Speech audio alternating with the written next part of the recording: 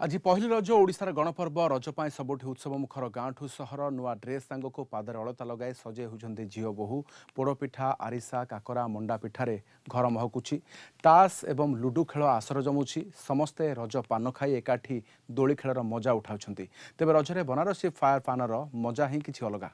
अन्य सहर अपेक्षा कटक रे रज आसिले दोली खेल सांगकू पान खाइबार चाहिदा बढ़ी जाए।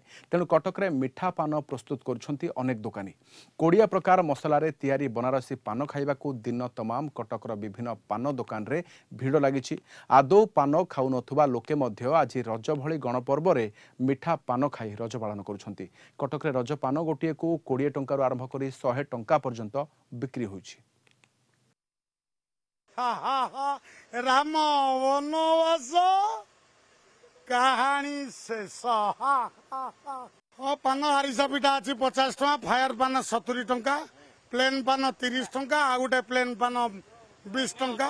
भल लोकंकर चाहिदा जमी पोड़ पिठा खाती रज मौजरे रोहित भाई पान को जी खाईदब सी सबुदिन टिकी दौड़ी।